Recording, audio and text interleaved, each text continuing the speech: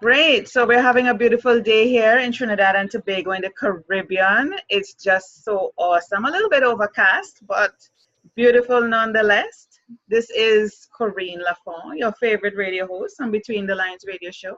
And I'm here with Sharon Darrow, and we're going to be talking about men, cats, and books. Interesting title, right? You will figure that out as we go along. Let me share a little bit about Sharon here. Sharon Darrow is a business owner, author of 4 published books, and another one due out in 2018, so she's just on time in the show. She's also president of the Northern California Publishers and Authors, so clearly she's in California.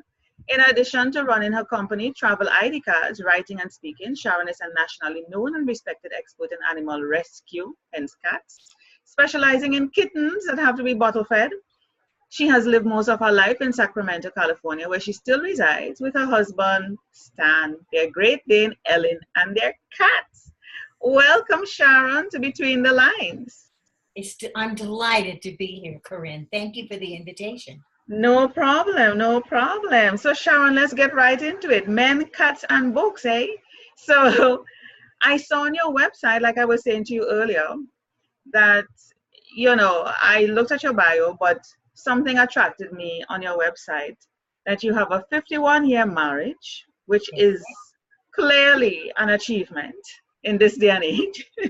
You're still in love. You made no bones of saying that you're both still in love. So clearly I want to know the secret. Actually, the secret's very simple. Yeah. The glib answer is, I told him on the day we got married, divorce no, murder maybe. That tends to make him stay very straight.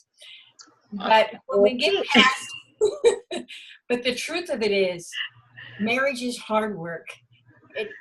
Love doesn't come when you're first ready there and you're at the altar getting married. That's infatuation and lust, both of which are very nice.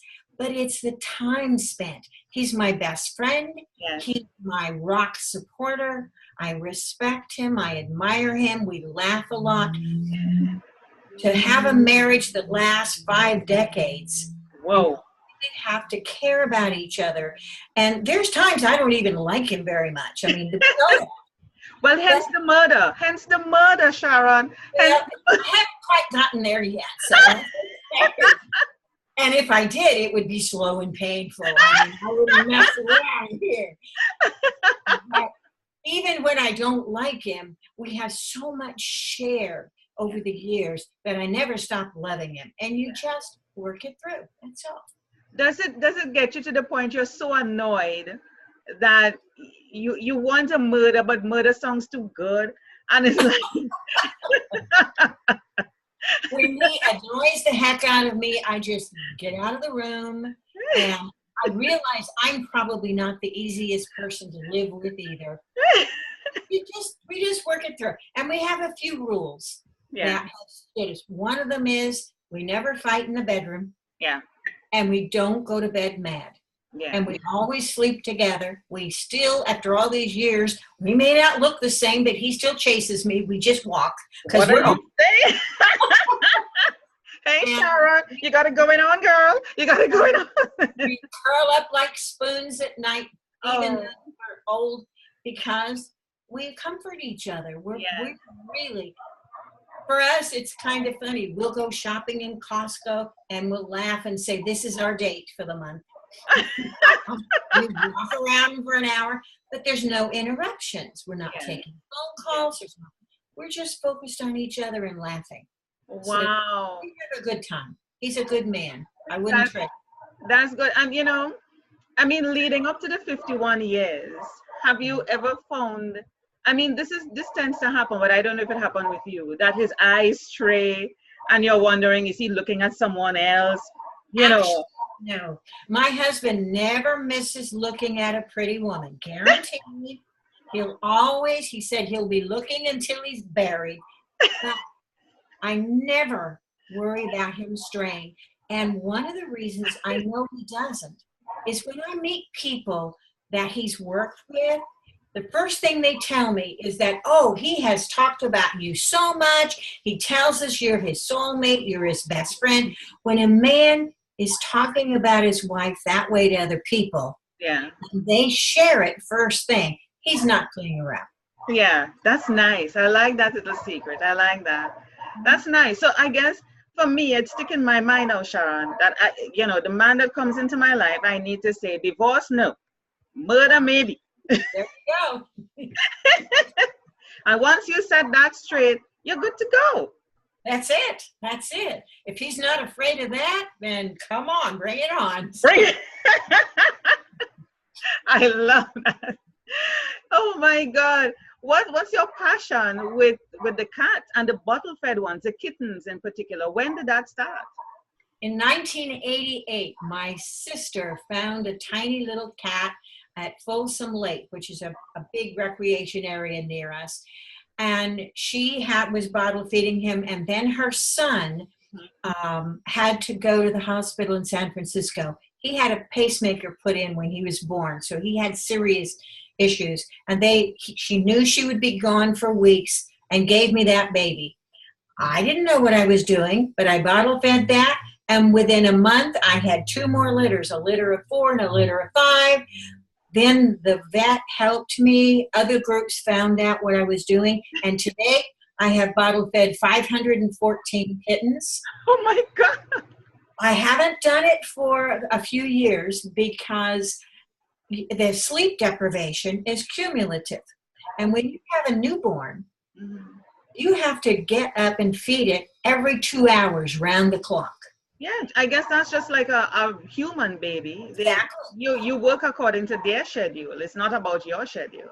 Luckily, when I started doing it, now I'm totally self-employed, but before I was part of a family-owned business, and I'd come to work with carriers, and in the refrigerator we'd go bottles and formula and the whole things. The employees couldn't complain because I signed their checks. But I'd have to take the babies with me. But it's hard when you're getting up every 2 hours. And I'm not young anymore, so I just can't do it anymore. Do you have children, Sharon? I have 2 wonderful daughters. One of them lives here in Sacramento. One lives in Oregon. Yes. The one here in Sacramento is, she and I are just so close. And she has twin 16-year-old boys. Oh, nice. Incredibly proud of. Yeah. And my other daughter's children are grown. Her son, my adorable grandson, is 27 and married. Wow. And I have a 25-year-old granddaughter who has presented me with my first great-grandchild last May. Oh my God. So you're a grand now. That's higher up the totem pole. Yes, being a great-grandmother, that's really something. And my mother is still alive, doing well. She lives next door to me. Oh my God, that makes her great. Grandmother. Yes. Oh my God, isn't that awesome? It is, and she is absolutely adorable. She's a lovely lady that I take with me a lot of places, and people just come up and tell me, I just love your mother. She is so cute.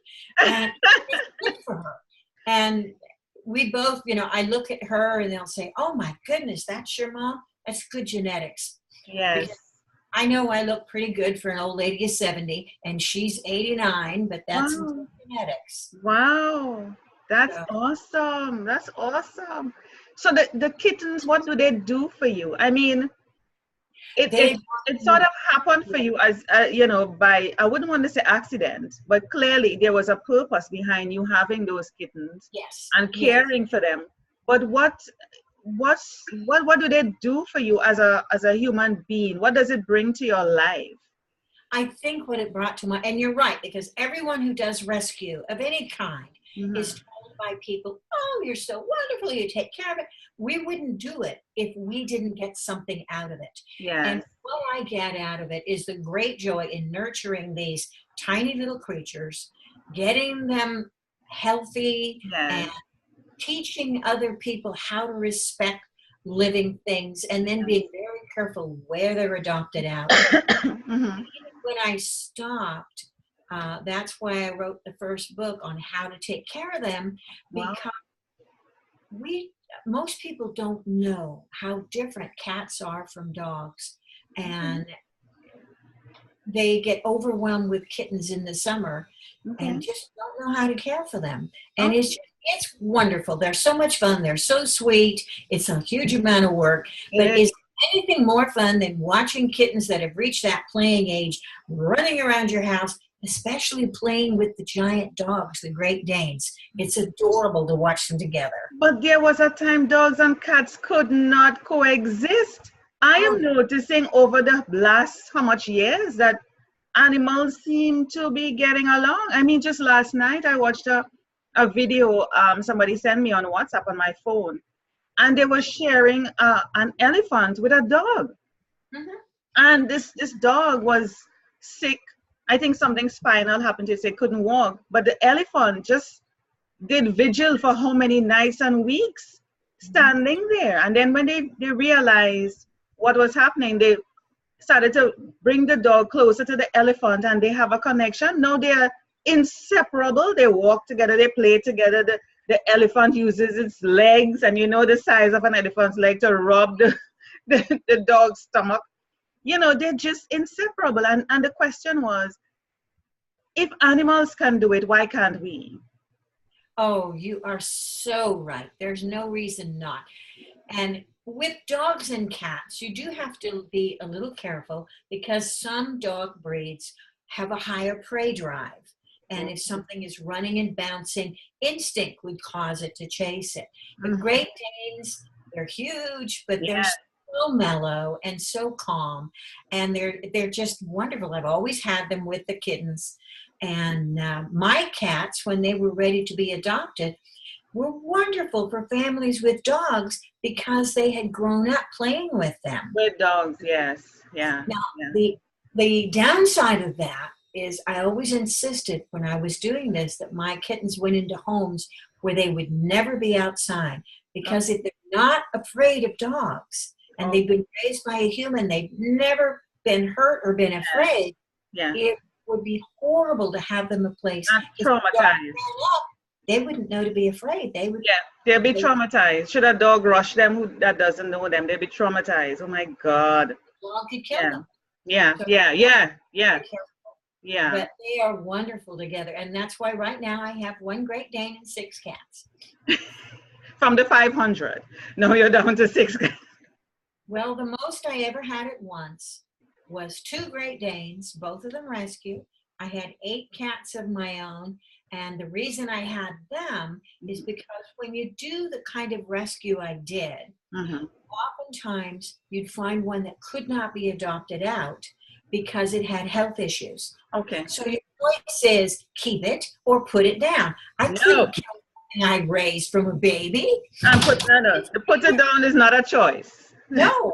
So they'd stay with me. So I had 8 of my own, and I had, because everybody kept calling me, please take one. If you don't take it, I had 27 babies from newborns to kittens ready for adoption. That's really way too many. I never let myself get in that situation again. And again, they were all healthy and clean and cared for, but I didn't have time to really love them and utilize them the way they should have been. Yeah. Do you have your books there with you, Sharon? Do you have your printed books there with you? Tell us about your 4 published books, and at your age, oh my goodness, that means to say people who are younger than you. I'm going to do lots more. Yes, oh my goodness, Sharon. Oh my goodness. Oh yes. And tell us about your books, and then when you're talking about it, I want you to make the link between what you have written and what's the commonality. Okay. With men and with cats. You have 4 books. Give me a quick overview of the books in total. All right, I'm going to have to grab the one off the shelf. Just a moment here. That's okay. And you can tell me where you can find it. Is it on Amazon? Yes, all of my books are available on Amazon and all the traditional outlets. Okay, here we go. Okay, so while you're doing that, I'm going to do a quick screen share where I can pull up your books. Let me see here now so that I can show people where. Are you seeing that on the screen? Yes, I am. So let me see if I can put in your name. All your books under your name? Be sure and put the initial S because Yes. there's another. Yeah, I Excellent. noticed that. There's somebody named Sharon Darrow. I made Yes. a mistake of not putting the S. And I saw Sharon, I'm like, what? There's somebody else. And then I said, oh, there's an S. And she's a very, very nice lady. We've become Facebook friends. She's in Oh, Vermont. nice. Yes. Nice. Oh, and I have your website here open as well. Let me bring that up. Your books are on the Yes.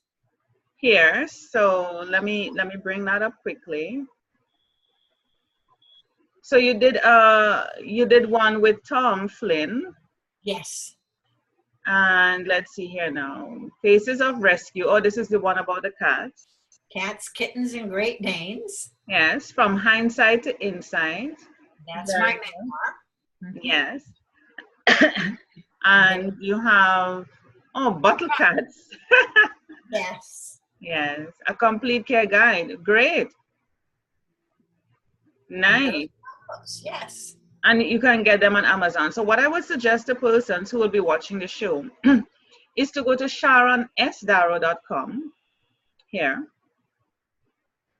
Make sure you put the S, and then you go to, and make sure you go to books. Yeah. So when I'm promoting the show, I would clearly put out a link so that people will know. Excellent. Yeah. Let me see if Amazon, where is Amazon? It's hidden here. Sorry. Amazon. Yeah. Now you see the second one, that's by the other Sharon Darrow. Oh, yeah. They kind of just lump them all together. And that's because Sharon Darrow is Sharon Darrow. That's right. So the easiest way then is to go back to your website and get the books that specifically relate to you. Yeah. Exactly. Yeah. Okay, so we're back. So Sharon, what's the common link with men, cats, and books?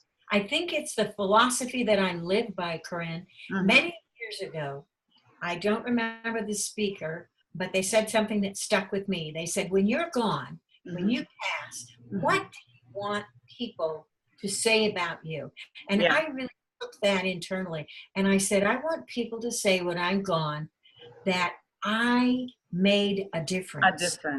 That I made a difference in their lives and in the world. And the way I sum it up is that if you have tranquility inside, harmony inside, and you're at harmony with the universe and with your spirituality, you will reflect that in everything you do. And you indeed make a difference. Yes. I make a difference to animals. When I was a little girl, all the time I wanted to be a veterinarian.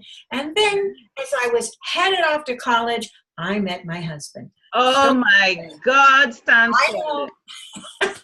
Stan came and spoiled it. And yet, believe it or not, because of what I've done with the kittens, I have made a difference. Yeah. And I've learned a lot. My books have saved a lot of animals, so that's okay. And I wouldn't trade him off. In fact, I probably would have gotten in trouble as a vet if someone was mistreating animals. I wouldn't have given it back, and I would have gone to jail. So this is better. But I don't think there's any accidents in life. Things happen the way they're supposed to. Yeah. And that's what my memoir is about, because I talk about all these things that have happened to me that when people read, it resonates with them. And I make fun of myself so they can laugh at me and go, oh boy, was that woman dumb and green? Do you find that, you spoke about that end day, I don't know if people really think about that seriously, but I do. What that question of what would you want people to say about you or think about you, or what is the legacy you want to leave? Some people are afraid of thinking of that, but I think about that a lot. I'm not going to be, and I think about it even more so now as I'm getting older, I guess. I don't know. I meditate a lot. And I say to myself, I don't know if I'll be able to hear people when they probably attend my funeral or whatever, and what they would say, but I kind of envision what I want my funeral to be like. I don't want it to be humdrum dead. I want people to celebrate. I want it to be a party because of the person that I am. Yes. I know people will be crying, yeah, they'll miss me and all that, but I want them to remember those moments where I was like real crazy. And they're like, yeah, that's Corinne. She would do that. Or if Corinne was here, she would say this, you know. And I'm like, what would people be saying about me? What impression would I have left on people's lives that Exactly. they can take? And I don't want, I live it all now. And this is why I'm glad that you're still alive, your mother is still alive, the generations are there. People need to realize that you need to make an impression now in the lives of people, in the lives of your family, friends, strangers. Yes. It is so impactful to me. I remember I'm talking to a woman I just met recently, and we started texting each other more so, and she's like, Corinne, why do you think God sent you to me? And I couldn't believe, I was ready to break down, but she didn't know I'm on the phone. And I just sent her a kiss, and I said, oh my God, what a question to say to me. Why did God send me to her? And I'm like, we all have a purpose. That's right. Somebody's making noise now. I'm so sorry. We all, let me see if I can just close this. And I'm going to put my dog in. Come on, go ahead. I have no control over what's happening outside. That's okay. Yeah, right. And I'm like, oh my God, what a question. It's such a powerful, heavy question for me, but it meant so much for her to say it. Why did God send me to her, that I'm making such an impression in her life? And so, we need to really think every day what we are really doing. That's right. What impression we are really leaving. What's the impression that we want to leave on people when they come into our space, physical space, mental space, spiritual space? Yeah. And I think it's even more important now. I'm heartsick at the things that are happening in the world. Yes. And we've become so afraid of one another. And that's sad. I know it's kind of crazy, but I actually make it a point when I am out and there's someone opening a door or whatever, to say hi, to make a difference, to talk to them. Of course. People look at you so surprised because we don't talk to one another. Yeah. And we don't smile, Sarah. We've got to touch one another and not be afraid of each other. Yes. Just like you said with the animals, we all share the same basic goals. We want to take care of our children. We want to be at peace with our God. We want to have a decent place to live. And we can only do that by working together. But aren't we supposed to be the smarter ones? We are supposed to be higher in the what do they call it again? The animal kingdom thing, where we have the brain to think. But somehow the animals are smarter. They just, I don't know why, but I don't know what it is with us, except that sometimes when we operate from a feeling of lack, I should have more, I want to do more, and we become fearful, we lock ourselves into survival mode and push everybody away. And we can't Crazy, Sharon. Crazy. Celebrate our differences instead of being afraid of them. But what's the difference, Sharon? Our color, our hair. What's the difference? We all suffer from the same thing. We all have the same bodily functions. We all have a heart. We all end up sick. We all cry. What's the difference? What's the difference? I don't see a difference. I don't either. I really don't. I don't see a difference. I just see people and I don't understand what is the problem. I don't see a difference. Yes, my eyes may see a different color, may see a different hair, but I don't see that. I just see you. Oh, man, that's what's supposed to matter. Just the heart, who we are inside. That's right. Because a life is a life, Sharon. A life is a life. And if push comes to shove, and push shouldn't even come to shove, you're supposed to help another person, because you don't know in a time of need what can happen to you or somebody that you love. Mm-hmm. Yeah, we need to get over ourselves, Sharon. I agree with you 1,000%, and that's the way I try and live my life. Yeah. Yeah. And that's, in fact, the name of my publishing company. Yes. No one would know what it is. It's Samati. What Samati is a name I was given. That's a Sanskrit name, Yes. which means harmony. Wow. That to me, if, like as I said, if I can find and maintain harmony within, and sometimes I have to stop and work at it a little bit, but everything I do and every book I publish, they may all be different, and I hope to do other authors, but I want them in some small way to leave the reader and the world just a little bit better. A little bit better. Just That's a little right. bit. Just a little bit better. Your shows undoubtedly leave the people that listen just a little bit better. A little bit better. That's what I want. That's all I want, Sharon, to impact people more and more. And I move from my show being just audio to video because I want to, it's therapeutic for me. I was afraid of doing video because I felt, fearful over the way I look and how people appreciate. And I'm like, get over yourself, Corey. I looked at a video that I did years ago saying that about, I think it was about 2013, 2015. I can't remember, but it was some years. And I'm like, oh my God, I said this and I never followed through. Come on, I need to do this. So it starts with us too. It starts with accepting us for who we are and just letting go. And accepting ourselves is the hardest part. You're a beautiful woman. Thank you. And I'm sure, though, like the rest of us, you look in the mirror and go, oh, this is wrong, or that's wrong. Yeah, Why does yeah, that look good? yeah. One of the joys of getting older. Now, if someone looks at me and think, oh, well, she's got this wrinkle and that's fat and her hair's funny, I don't care anymore. That's right. Who I am. Honey, it's your loss. It's your loss. You don't have that wrinkle. I earned that. I earned that. Exactly. I earned every wrinkle. I earned every wrinkle. There's a story behind that. Okay? There's a story. My best friend has gorgeous cheekbones. She's just beautiful. And I always wanted them. Well, I have cheekbones now, but that's because everything fell under my chin. I don't think waddles are a fair exchange. However it happens, you accept it. Yes. Sharon, oh my God, this has been wonderful. Before we get cut off, I just want to say thank you so much. I appreciate you. I love your work. I love what you're doing, what you're contributing to the world, your spirit, your energy, what you're giving to life, human life, as well as animal life, just life in general. And I will take that little wisdom about the husband, divorce and murder.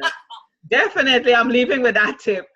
And just to wish you all the best and for thanking you, to thank you to be on my show, and like we said, we just want to leave the world a little bit better. And anyone, even if it's one person who look at this, we hope that it impacts them in some small way and that they too will take this and magnify it, multiply it, and impact somebody else. Thank you so much, Sharon. It's been a pleasure. Great. You take care and have a great, great day with your Great Dane, Stan, and your 6 cats. I will do that. Thank you. You have a wonderful one. Take care, Corinne. Bye-bye.